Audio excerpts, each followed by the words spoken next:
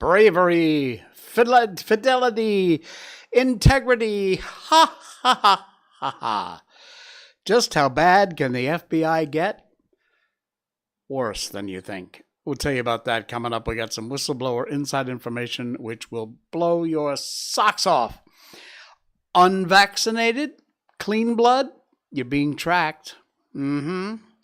Illegal immigrants get driver's licenses. Yay! And modern day book burning. Oh yeah, we got all that and more coming up. Welcome to the Jay Sheldon Show. Happy Saturday. Yay! We are live on Facebook, YouTube, Twitch.tv, and we're trying again on Rumble.com. We tweaked a little things here and there. We're trying again. No promises, but we're trying. We are live on Rumble right now. Hello, Rumble. We love you. And God, I hope this live stream stays up tonight. We'll see what happens. Oh, man. We got so much going on. All those stories and more coming up. We got a brand new sponsor. We also have our usual Miko update. She is our little 3-year-old Shiba Inu, the love of our life. Ichiko Mikoto is her official name, but we lovingly call her Miko, and she loves bugs. I'm not kidding. She's doing great. She's had a good day today. We got a couple of good walks. Check this out. This is from last night. We leave the door open usually, and flies come in and out. You know, it just happens. That's life and nature. She loves snapping at them, and occasionally she will actually catch one. This is a fly that she caught, but she didn't eat it. She wants to play with it. This is her playing with the fly. If you're listening on the podcast, go over to our Rumble show, our live video on Rumble, or the recorded show. It's there, and check it out. The Jay Sheldon Show on Rumble, if you're listening on the podcast, on Spotify or iTunes. That's her last night playing with this bug. A fly. She would not leave the thing alone. Of course, eventually she did swipe it and caused its death. But you know what? That's what Shibus do. So there you go. All right.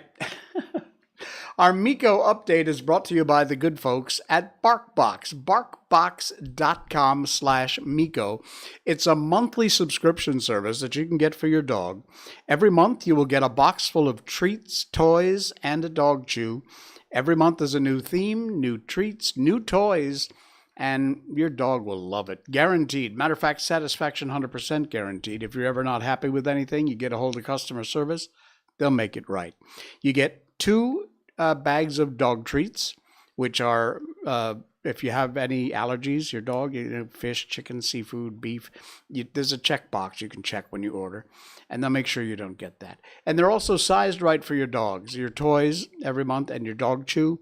You don't want your little chihuahua to get one of these giant bone things. So you just tell them if your dog is small, medium, or large, and they'll make sure you get an appropriately sized dog chew and dog toys, because you get 2 toys every month. They are wonderful. Check them out. Barkbox.com/Miko. Our special link will get you a free month when you sign up for a multi-month subscription at barkbox.com. And if you look in our show notes, underneath the barkbox.com/Miko, it's a limited time offer. It's going to go away very soon. But if you want, you can also choose, or you can alternatively choose, to get a free dog bed when you sign up at barkbox.com. And that's the link underneath the /Miko link. It's right there. It's in our show notes. It's easy to find. And if you click that, it'll take you to the page where you can get a free dog bed. 3 different sizes, 3 different beautiful fabrics. These dog beds are phenomenal. They're so gorgeous. You will love it. So you pick. You want a free dog bed or you want a free month of Barkbox treats and toys? Just go to barkbox.com/Miko or our alternative link. You pick. You will not be sorry. These treats and toys and the dog bed itself, absolutely fantastic. And our thanks to Barkbox for coming on the show and helping to sponsor the Miko update. All right, the FB freaking I. You know, it just gets worser and worser and badder and badder. I know that's not really a word, but we'll make it one for tonight. FBI gone wild. This is from John Sullivan's Just the News site. The link is in our show notes. Internal memos chronicle years of drunk driving, lost weapons, and other misconduct. Internal disciplinary reports show the agents often are not fired for what amounts to some extremely serious infractions. The FBI also deals with allegations of rampant political bias, abuse of power. It just goes on and on. Scores of FBI employees have been caught over the last 5 years engaging in unethical and illegal conduct like drunk driving, stealing property, assaulting a child, mishandling classified documents, and losing their service weapons. Losing their weapons. Often they escape being fired. They're given some internal discipline, few weeks off, unpaid, whatever it might be. This is incredible. One agent left a highly lethal M4 carbine unsecured in his government car during a Starbucks run. Oh, I'm just going to run into Starbucks. I'm going to leave this M4 in the back seat unsecured. Well, guess what happened? The car got broken into and the weapon got stolen. Yep, there is a lockbox in the trunk for the storage of weapons. The agent chose to store the rifle bag behind the car's front seat. One report shows while employee was in Starbucks, the Boo car was burglarized.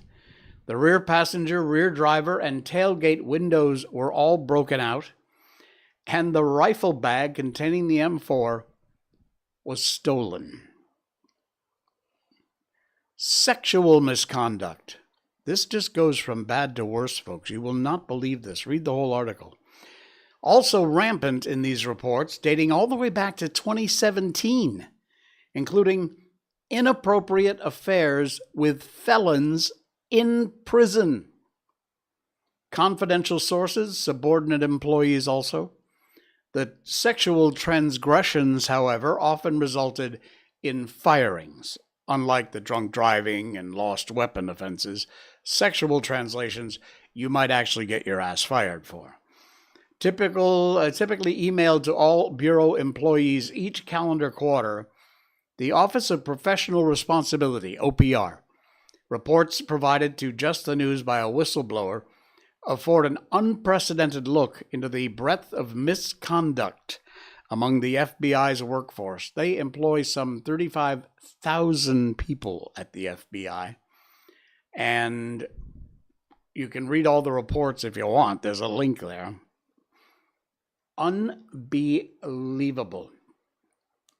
In the 7 months since we've spoken extensively with affected employees and consulted with several divisions, including the Victim Services Division. This is from an email. After a great deal of deliberation, we decided to resume the quarterly emails.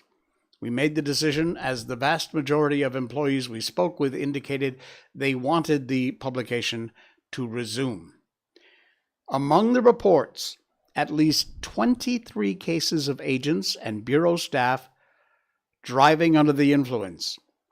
Only 5 out of 23 resulted in termination. The others, suspended, retired. Many other incidents involving alcohol, but unrelated to driving, that also drew short-term suspensions. At least 36 agents reported their guns being lost. Oh no. Lost, stolen, or handled unsafely, including one agent who accidentally discharged his weapon and shot a hole through the floor of his hotel room. Unbelievable. I'm seeing a lot of cases, particularly in the DUIs. There was not as many dismissals. They were getting, 20, 30, 40 days of suspensions without pay. And that struck me as something a bit of a divergence from the past. Louis Frisch, when he was director, drew a bright line. He said anybody who misuses alcohol and gets in a bureau car is going to be dismissed. That stopped a lot of this bad behavior, but it is not the case these days. No surprise there. Steve Friend, an FBI agent who recently left the bureau after he blew the whistle on alleged civil liberties abuses in January 6th case, provided the OPR reports to Just the News. John Solomon cite here from this article. He said the growth in alcohol abuse and sexual misconduct was a strong signal of a lot of cultural problems inside the FBI. There is a sense of entitlement seeping into the agency. Too many people are just content to have a gold badge and a gun on their hip and not actually do the work. Unbelievable. The FBI says it believes the reports published show the disciplinary system works, even as it seeks to improve from outside advice. Yeah, read this whole article. Check out the actual reports. There's a link there. You can go and check out the actual FBI disciplinary reports. It is frightening, to say the least. The FBI already has its share of problems. And this ain't making it any better. Disband this agency. Don't cut the funding. Spread the funding out among other agencies. Let them pick up the slack. But the FBI is rotten to the core. I'm sure there are a few good agents over there, no doubt about it. But from the top, pretty far down, it's an absolute nightmare. All right, you unvaccinated? Well, if you are likely being tracked. Not kidding. Before we get to that, though, we're going to say hello to one of our sponsors, and that would be Skillshare. Skillshare is a website. I want to take a few minutes to talk to you about Skillshare. They're one of our sponsors here. They're a new sponsor, and we thank them very much for that. You ever wanted to learn to do something out of the ordinary or interesting? Well, you can. You take classes online at Skillshare.com. They're taught by instructors. They have their own class rosters. You can learn how to juggle if you want. Anything from tech, computer sciences, to learning to juggle. How to make a peanut butter and jelly sandwich. I mean, everything from the sublime to the ridiculous is available there at Skillshare. There are dozens of online courses. Check them out. Use our link in the show notes you'll see for Skillshare. Just click on that link. Go check out the classes they have. And I know I'm making they really do have classes on how to make a peanut butter and jelly sandwich. I'm not kidding. But they have very serious courses too on creating web pages, high-tech stuff, computer sciences. It's all available there.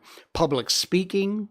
You won't believe the thousands and thousands of courses. And if you have a particular skill you're good at and you'd like to become an instructor, you can also do that at Skillshare.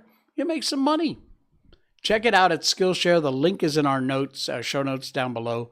And yeah, you get a free week trial courtesy of the Jay Sheldon Show and Skillshare. And thank you, Skillshare. Everything from physics to finger painting. It's all available at Skillshare.com. Use that link in our show notes and find out more about the good folks at Skillshare. All right, you are being tracked if you are unvaccinated. This is from the Epoch Times. Oh, man, it's never going to stop, is it? It isn't. The U.S. government has been secretly tracking those who did not get the clot shot, as well as those who are not up to date on their shots. Worse yet, it's recording the reason why. Now that the program has been widely adopted, knowing why is being done and how you can outsmart it. The U.S. government secretly tracking those who didn't get the jab or are only partially jabbed through a previously unknown surveillance program designed by the U.S. National Center for Health Statistics, NCIS, NCHS, a division of the Center for Disease Control and Prevention. The program was implemented April 1st, 2022. It was adopted by most medical clinics and hospitals across the U.S., started in January of this year. Under the program, doctors and hospitals have been instructed to ask patients about their vaccination status. My advice to you is to tell your doctor to F off. It's none of his or her freaking business. Anyway, that's then added to their electronic medical records as a diagnostic code known as ICD-10, and they can be tracked inside and outside of the medical system. These new ICD-10 codes are part of the government's plan to implement medical tyranny using vaccine passports and digital IDs. Dangerous stuff, my friends. They are also tracking non-compliance with all other recommended vaccines. You knew this was going to happen. All other recommended vaccines using new ICD-10 codes. They've implemented codes to describe why you didn't get a recommended shot. It has also added a billable ICD code for vaccine safety counseling. You'll get some counseling, whether you like it or not. This article is frightening. I cannot encourage you enough to check it out. Read the whole thing. It goes on about these codes, about how you're being tracked, how they know from these codes. So if you get asked by whoever your healthcare provider is what your vaccination status is, unless it's critical to your particular problem you're having at that moment, if you're in there for a broken leg and they ask you what your vaccination status is, you tell them to F off. And it's none of their damn business. Otherwise, you want to get tracked? Knock yourself out. I know there's a bunch of lefties out there who'd like nothing more than to just bend over and give in to the system. Unbelievable. It gets better. Censoring disinformation, which, we've talked about it before. You know what that means. It means stuff that the mainstream doesn't agree with. Not that it isn't true, not that it isn't a fact. It's just that they don't want you talking about it. Well, the United Nations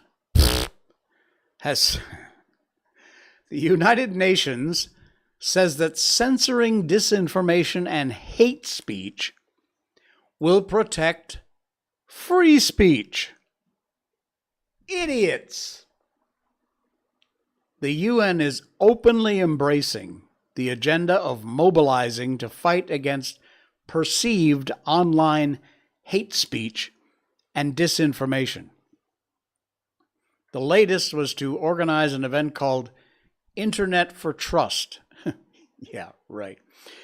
The unelected and well-funded organization, whose purpose primarily is to facilitate conflict resolution in the real world and provide peacekeeping and humanitarian assistance for war-torn areas, that's the UN's job, is now increasingly following in the footsteps of other unelected groups like the WEF. And now announcements from one of its agencies, UNESCO, that it's supposed to promote world peace and security through international education, arts, and science cooperation and protection of world heritage in forms of monuments, etc., crafting its own guidelines which will now regulate what they consider to be hate speech and misinformation. Don't know where they think they get the power to do this, and their version of whatever they call hate speech and misinformation may or may not be hate speech or misinformation, but if they say it is, you're going to get censored. Get ready for it. It's happening. And this, just like the WEF, coming from this unelected body, the United Nations. Read the whole article. It's in our show notes. It's fascinating. It's scary as usual. Unbelievable. Everything we're doing tonight is just like shake your head. What? That can't be real. It's real. It's as real as an illegal immigrant getting a driver's license. You think I'm kidding? I'm not. This is from thepostmillennial.com. Links in our show notes. Minnesota to allow illegal immigrants. No, they're not undocumented aliens. They are illegal immigrants. Minnesota is going to allow them to get driving licenses. Of course, with a driving license, what else can you do?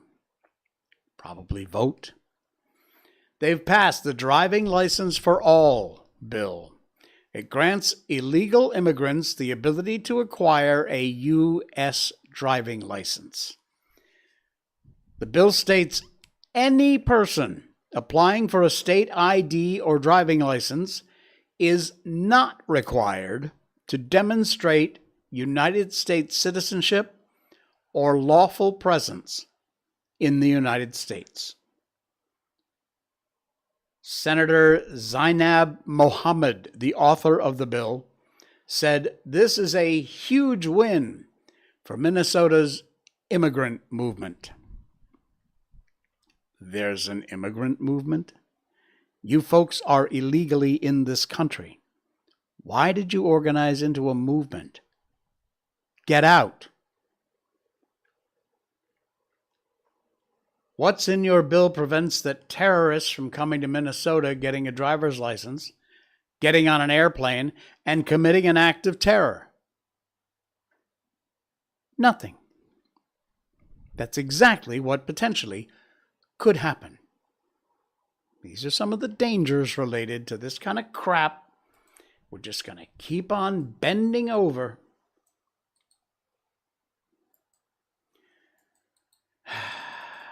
You know, everything we've done tonight's been all about the U.S. Canada, our neighbors to the north, you know, they've had this program for a long time with assisted suicide. In fact, we'll do a whole show on that sometime because it's unbelievable. People are being assisted to commit suicide who may or may not be of the right state of mind. The government is virtually encouraging them to commit suicide. Look, personally, I have a very Japanese outlook on suicide. I think that if you decide you want to end your life, and you can do it without hurting anybody else, I mean physically hurting. If you die, some people are going to get hurt, of course, I would hope. But I believe that you have that right. Like I said, I have a very Japanese attitude about suicide. Not harikari, in seppuku. But, but get a load of this crap. It was already a step too far. Now it's a leap too far as Canada moves towards assisted suicide for minors. Children would not need parents' consent to kill themselves. I am not kidding. They are considering allowing terminally ill children to end their lives through assisted suicide in Canada. Critics have been outraged and called the plan horrible. I would call it something else, but they'd throw me off the air. This month, a Canadian parliamentary committee recommended that mature minors, that's an air quotes thing, should be able to euthanize themselves even without parental consent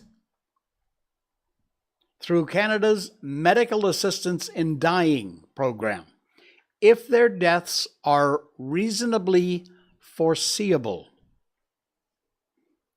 Canadian government should amend the eligibility criteria for MAID set out in criminal code. MAID is the medically assisted suicide. To include minors it deems to have the requisite decision-making capacity upon assessment. Parents must be consulted during the assessment for their child's assisted suicide, but the will of the minor will ultimately take priority. Let me read that again. The will of the minor will ultimately take priority. The House of Commons is supposed to be going to discuss this over the next few months. This is beyond insane. Canada, I don't know what to say. I seriously, I'm at a loss. Rarely I'm at a loss for words, but this is unbelievable. All right. We got a couple more stories to go here, but before we do that, we want to welcome another brand new sponsor to our show. Folks, fruits and vegetables. It's what it's all about. And this company, Brickhouse Nutrition, is going to take care of that for you. Fruits and veggies are the key to healthy living. We all know that. You got to eat fruits and vegetables. Everybody says it. Your doctor says it. Your auntie says it. Your grandma says it. Eat your fruits and vegetables. Any healthy diet, fruits and vegetables are the anchor. The problem is they're hard to cook. They're hard to prepare. You got to go shopping. They're perishable. You buy a bunch, and by the time you get around to eating them or preparing them, they've gone off. How many times? How many times have you bought, you're going to say, well, I'm going to eat healthy. So you buy a bunch of apples and bananas and things, and by the time you get to them, they're either half off or gone off completely. Well, that doesn't have to happen anymore. Field of Greens from Brickhouse Nutrition is a science-backed formula of specific, healthy, wholesome fruits and vegetables ground up into an amazing tasting powder. You just mix it in with your favorite drink, whatever it is. You could sprinkle it on ice cream if you wanted to, although that would maybe take a little bit of the healthy away. Green tea, orange juice, whatever you prefer. Tastes great, and these are real USDA organic fruits and vegetables. It's not extract. If you look on the back of the container, it doesn't say supplement facts. It's food ingredients. Comes in several great tasting flavors. You will love it, and it is good for you. I guarantee you, you will feel better, and you will love the taste. It is amazing. Miles and the gang at Brickhouse Nutrition have done an incredible job. They have a number of great healthy products over there. I'm telling you about Field of Greens because it's one of my favorites. Field of Greens from Brickhouse Nutrition. Use our special link It's in the show notes down there, and you will get an amazing offer now from the Jay Sheldon Show from Brickhouse Nutrition. You use that link down there, check it out, order it, order a bunch, just order one and try it. It is amazing stuff. And like I said, it is 100% real USD organic fruits and vegetables, not extracts. It is so good for you, and it will put you right back on the track. Thank you. Brickhouse Nutrition, our brand new sponsor on our show tonight. We really do appreciate that. All right. A couple more stories to get through before we get on to our book. It's good old modern day book burning. Yep, not kidding. This is from the Daily Signal, links in our show notes. Oh, one of my favorite films of all time, Willy Wonka and the Chocolate Factory. In a brave new world, free of religion, intolerance, we don't have inquisitors to root out the heresy. We have inclusion ambassadors. That's a new buzzword you're going to want to write down and remember. According to the Daily Telegraph, new editions of children's books by the late British author Roald Dahl, who authored classics like Charlie and the Chocolate Factory, James and the Giant Peach, they're being edited by the publisher to remove offensive words and concepts. For example, if you remember in Willy Wonka, one of the guys is fat. Of course, in a politically correct Willy Wonka, we couldn't call him fat, even though he is fat. Our inclusion ambassadors comb through old cherished texts and alter or remove wrongthink before publication. The past won't just be erased, it'll be rewritten. The changes to Dahl's work, made with the aid of an organization called Inclusive Minds, hardly, reportedly been approved by the Roald Dahl Story Company and the publisher, Puffin Books.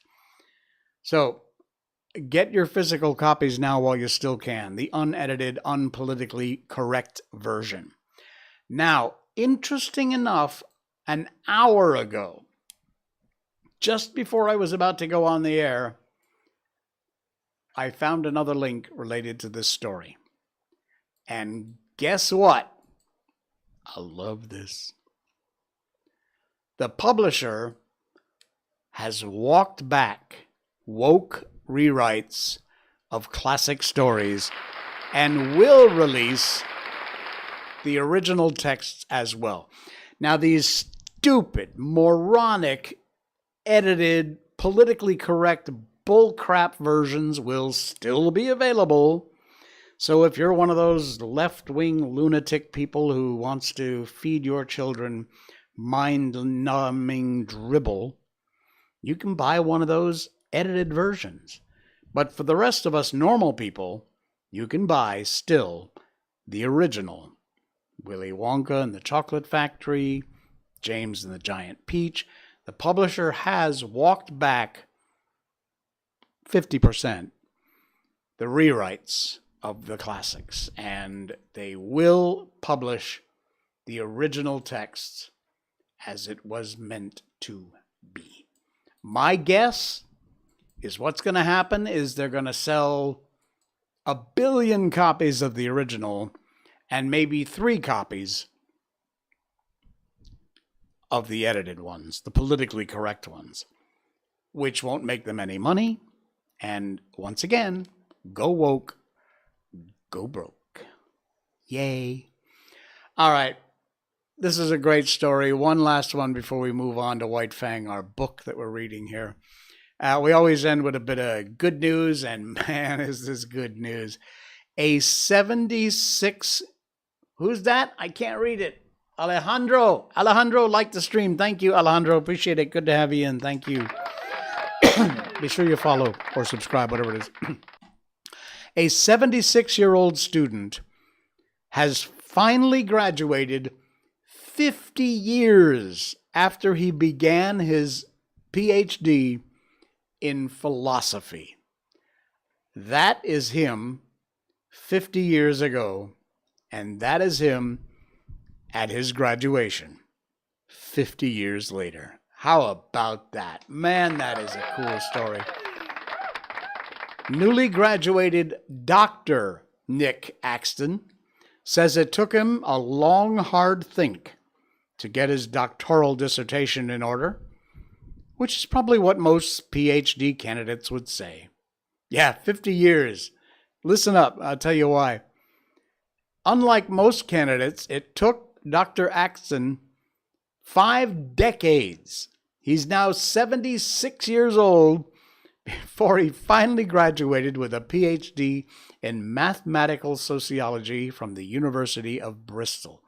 It all started back in 1970 when he got a prestigious Fulbright scholarship, not easy to get, to the University of Pittsburgh. But after 5 years, he went back to the UK and had never finished his PhD. What I was trying to do in the early 70s was exceptionally difficult, he said.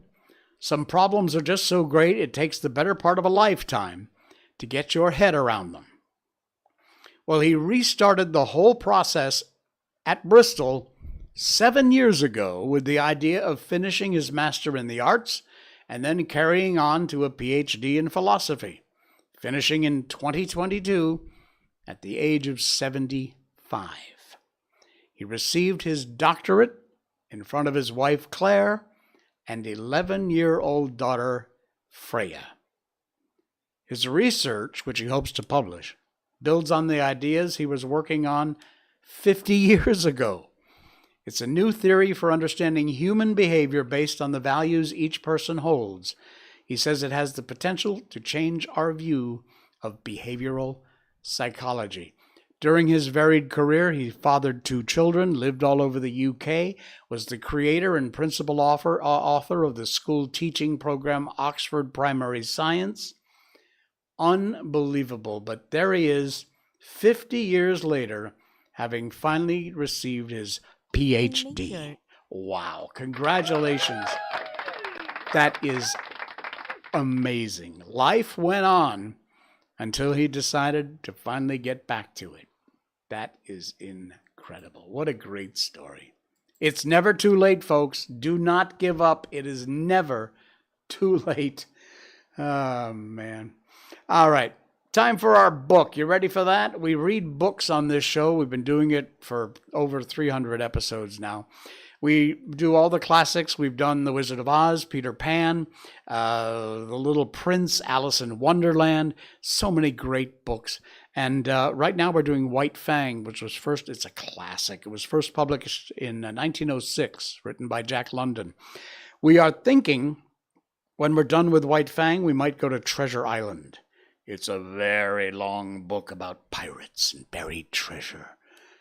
And it's amazing. I've never read it, just like I've never read White Fang. I discover it as I read it to you, which I love doing that. But anyway, we're thinking about doing White Fang coming up right after we get done with White Fang. We're thinking about doing, wait, where'd it go? There it is. We're thinking about doing Treasure Island. If you like that idea, let me know. Send me a PM. You want to put it in the chat, whatever it might be.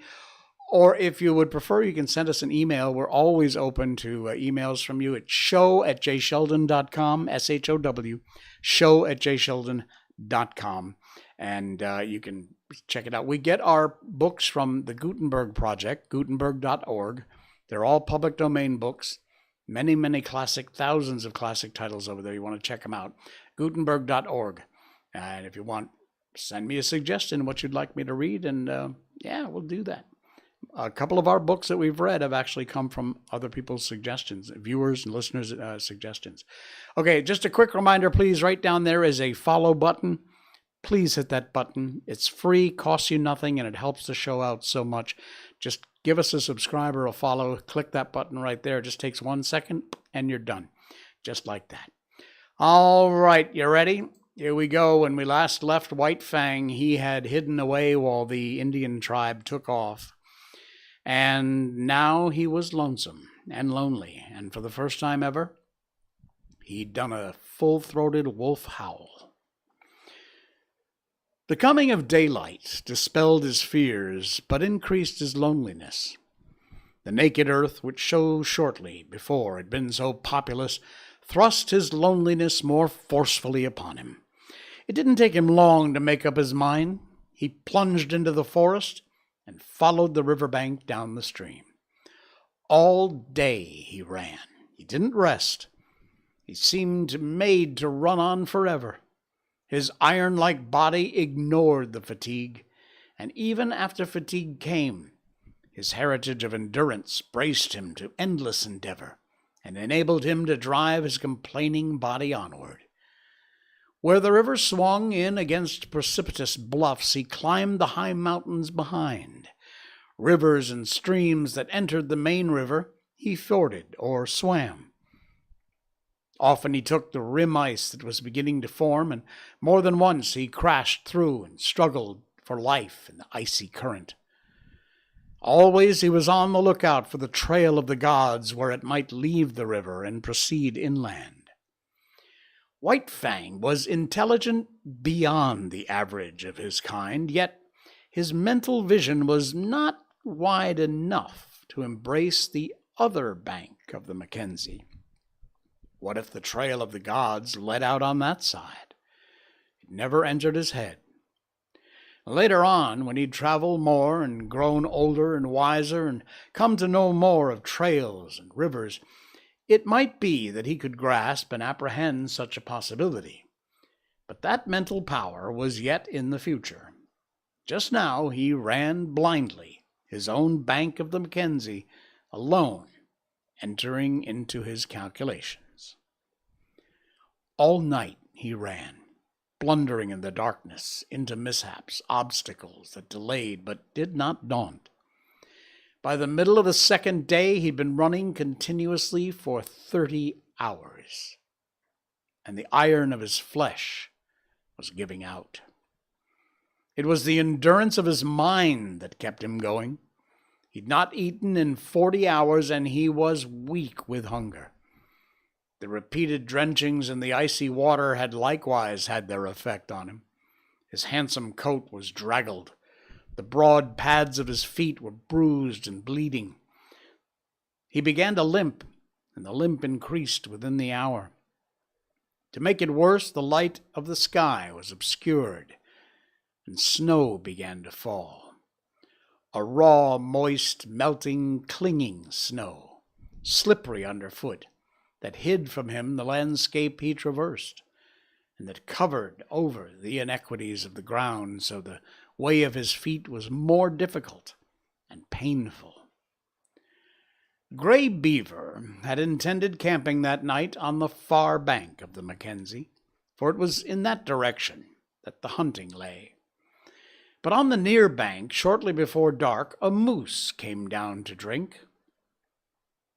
Been espied by Kluklooch, who was Gray Beaver's squaw, and now, had not the moose come down to drink, had not Mitsa been staring out of the course because of the snow, and not Kluklooch sighted the moose, and had not Gray Beaver killed it with a lucky shot from his rifle, all subsequent things would have happened differently. Gray Beaver would not have camped on the near side of the Mackenzie, and White Fang would have passed by and gone on, either to die or to find his way to his wild brothers and become one of them, a wolf to the end of his days. Night had fallen. The snow was flying more thickly, and White Fang whimpered softly to himself as he stumbled and limped along. Came upon a fresh trail in the snow, so fresh that he knew it immediately for what it was. Whining with eagerness, he followed back from the river bank and in among the trees. The camp sounds came to his ears. He saw the blaze of the fire, Kluklooch cooking, Gray Beaver squatting on his hams and munching a chunk of raw tallow.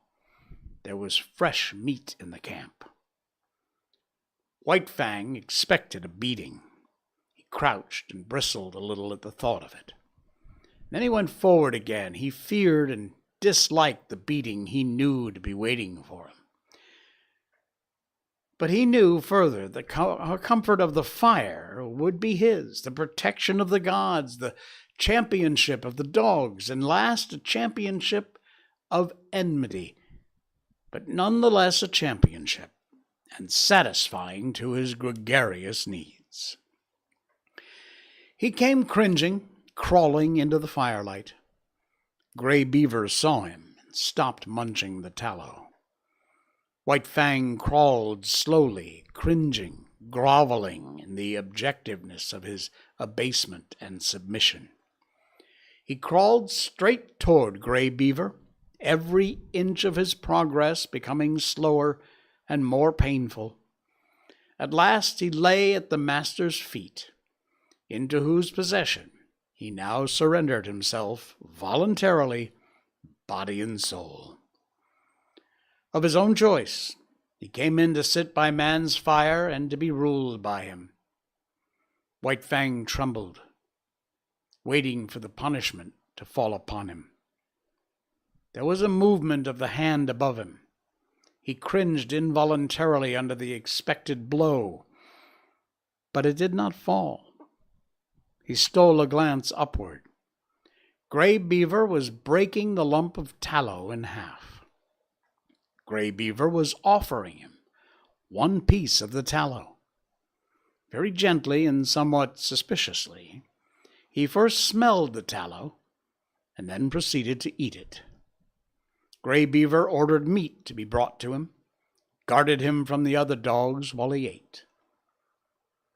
After that, grateful and content, White Fang lay at Gray Beaver's feet, gazing at the fire that warmed him, blinking and dozing, secure in the knowledge that the morrow would find him not wandering forlorn through the bleak forest stretches, but in the camp of the man-animals, with the gods to whom he had given himself, and upon whom he was now dependent. Next time, we'll move on to Chapter 5. It's called The Covenant. White Fang. Man, what a great book. All right, folks, that's going to do it for us. Thank you so much. Please, just one more, if you don't mind, follow right over here. It's a little button. Click that. It's free. It's easy. Just click the button. You're done. Subscribe on YouTube. Facebook is follow, and I think subscribe. Whatever. Just click the button. I'll see you again on Monday night. Enjoy the rest of your weekend. This is the Jay Sheldon Show. Good night, everybody.